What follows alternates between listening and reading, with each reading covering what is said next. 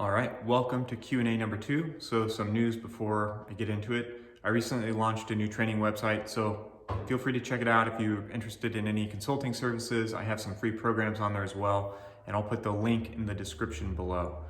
Okay, so now for these questions. I'll do my best to keep my answers concise, but if I miss the mark on anything or you guys need me to clarify something, just let me know and I'll get back to you. Okay, number 1. Which do you prefer, bar or gymnastics rings? I prefer the bar, but rings are great. They're really versatile, and I often recommend rings to clients. Question number 2. Are 10 sets of 10 for a movement the same as 4 sets of 25 done every day? No. Okay, so think about this. When you're comparing two different set and rep schemes, it's more useful to compare the number of hard sets than it is total reps, okay? And by number of hard sets, I mean sets approaching failure.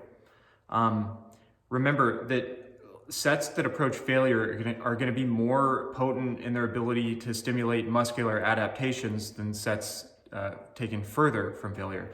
So while 10 by 10 is great for work capacity and general conditioning and general fitness, 4 by 25, assuming that 25 is really hard, like around your max, that's going to be more potent for building muscle. Okay, next question. Triceps tendonitis has hit from the push-ups. Has it ever happened to you with high frequency training? And how do you ensure it doesn't happen again? So I've had triceps tendonitis from weightlifting, but I've never had it from calisthenics. And the way I typically deal with tendonitis of any sort is just by backing off on volume and intensity for anything that irritates it. And if I can, I'll try to find an exercise that doesn't flare it up, okay? And once the injury sort of subsides and the pain kind of goes away, I'll very, very slowly start adding volume back over several weeks. And the trick is to go slow and give yourself time to adapt. Next question. Do you do any accessory work in addition to each day's push, pull, and leg exercise? Stuff like direct arm work, maybe lateral raises, etc. Yeah, but not always. Accessory work isn't a big part of my training program. When I do add accessory stuff, it's usually something like rows, bridges, maybe some pike push-ups, bear crawls, that sort of thing. I don't do any isolation for my arms or shoulders or anything like that, but I don't see anything wrong with it, and for some people, it's a great option, so there's no problem with including it. Next question, how often would you recommend rest days with high-frequency workouts?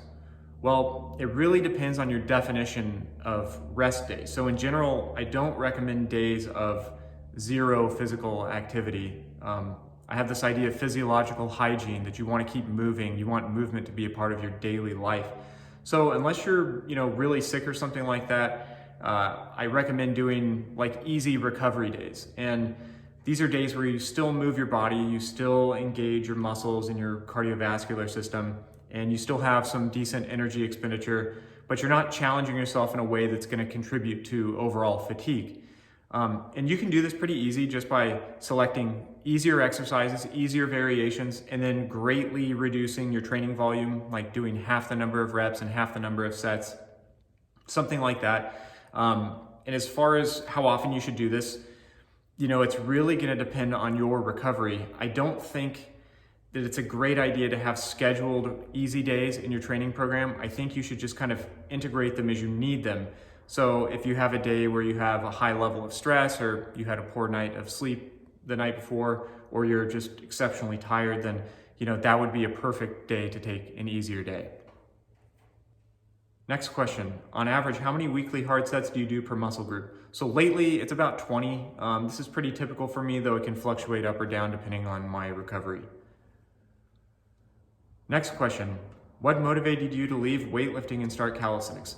So I've always trained calisthenics, like pretty much my whole life, but in my mid-20s, I got into barbell training, and in the pursuit of chasing PRs, I just felt like I was constantly injured. My body composition and general fitness deteriorated as well. So at a certain point, I decided to hang it up, get back to my roots, and sort of recover my fitness and my physique. All right, next question. Shed some light on principles of periodization and how we can include it in our day-to-day training. Okay, so periodization just basically refers to the organization of your training variables, such as volume and intensity, but they can also pertain to training frequency and exercise selection.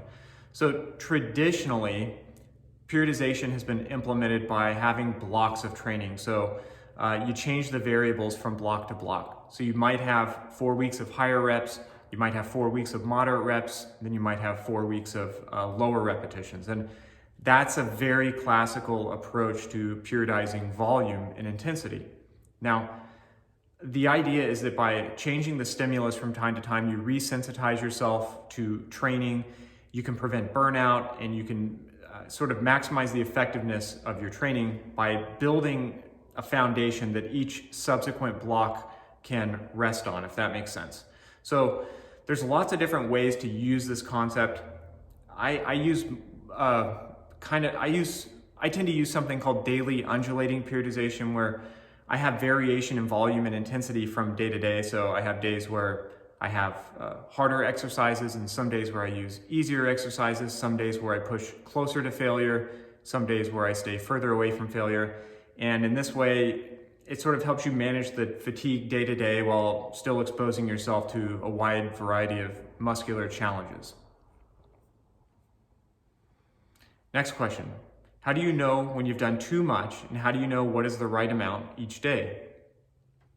Okay, so I think this is an interesting question, and I think you need to reconsider how you're thinking about volume. So your daily volume target should be determined by your weekly volume target, and your weekly volume target is just basically determined by your recovery capacity. So if you're trying to maximize your rate of progress, then you do as much volume as you can handle without running into overuse injuries or systemic fatigue.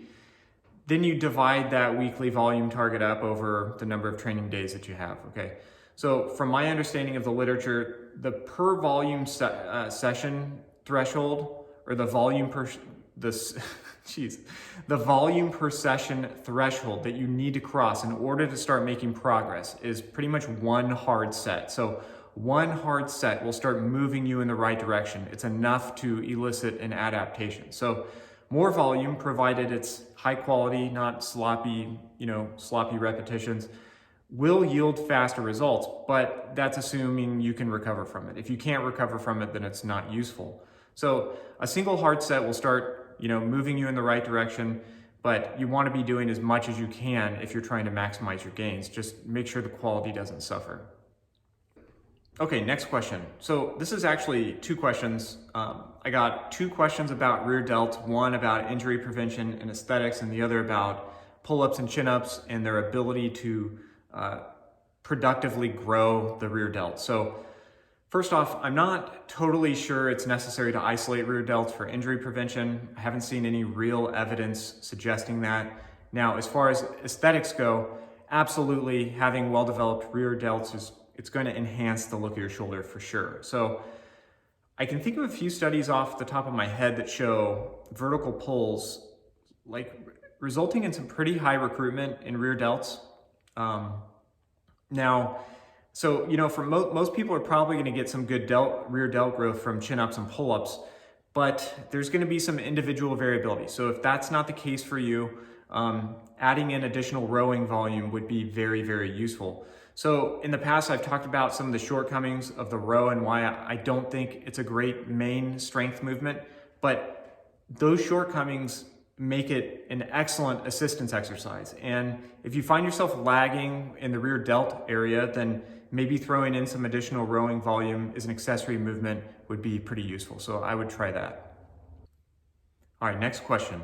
For the push-pull leg split, you mentioned focusing on one movement a day and doing 5 sets per each movement. I was wondering if it's okay to do more than 5 sets per movement, and if it is okay, how many more sets can we do until we hit that point of diminishing returns? Also, is it okay to perform these sets throughout the day instead of them being in one workout? Yeah, you can do more than 5 sets. Now, technically, every set you do after your first set results in diminishing returns. So what I mean by that is that first set provides the greatest stimulus and the least amount of fatigue. So every set you do after that's going to provide less stimulus but more fatigue. The question really is, at what point is that trade-off not worth it? And the answer is it's totally going to depend on your personal recovery capacity. So there's no real answer to that.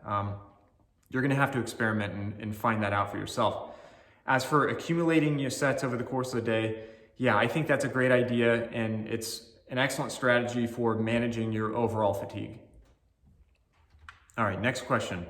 I do one leg, one pull, and one push exercise 6 days a week, like you suggested in another video. Perfect for me, but one question, what do I do to warm up correctly for these short, everyday sessions?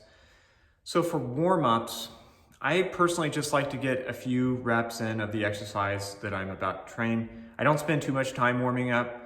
I've never felt that a thorough warm-up was necessary for basic calisthenics, but just a few reps and I feel pretty ready to go.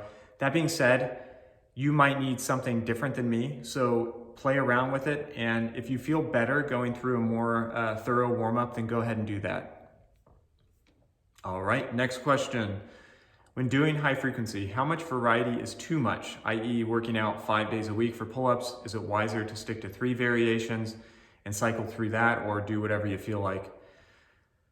Great question, and I'm not sure there's a clear answer to this. So it really depends on your training status. If you're a beginner, you need fewer variations because you need to develop the proper motor patterns. But as you get more advanced, you have more to gain from variety because the motor pattern has already been well established. So variety gives you opportunity to train muscles in ways that you haven't adapted to. So there's some methods of training, like the conjugate method, for instance, that utilizes extreme variation. So they're constantly cycling through variations. And plenty of people have gotten really, really strong using that method. I've done that. It works really well for me too. So ultimately the choice is up to you. And if you're going to train your whole life, which you should, right? So that means you have plenty of time to experiment with different methods and different variations and see what works for you. And next, how should you grip the bar for both underhand and overhand pull-ups? So I prefer a thumbless grip for pull-ups, and I prefer like a traditional thumb around grip for chin-ups. All right, next question. What weighted vest do you use? So I use a box 45-pound weight vest. All right, next question. I understand you do compound exercises with different variations as seen by changing the elevation here. Do you also recommend I do wide, narrow push-ups too? Yeah, so changing the grip width is an excellent way to introduce some variety because it's going to change the proportions that each muscle contributes to the movement. So while it hits the same muscle, changing the grip width will change which muscles get hit harder. Next question, what rep range do you typically work in? For upper body, usually like 8 to 35 or so, and for lower body, 10 to 100 plus. And the next question, do you think doing only pull-ups is enough to develop the biceps? It's really going to depend on your genetics. So for some people, yeah, it's going to be totally fine. For others, it's not going to be enough to probably develop the biceps as well as they want. So consider playing with grip width. You can try neutral pull-ups as well, neutral grip pull-ups like on rings. Try to find some variation other than the chin-up where you feel your biceps getting trained sufficiently, and then kind of do a little bit more volume with that exercise. All right, so that's gonna wrap up this Q&A. If you guys have any questions or you need any clarification, just let me know. So until next time, stay well, keep training, and I'll see you in the next video.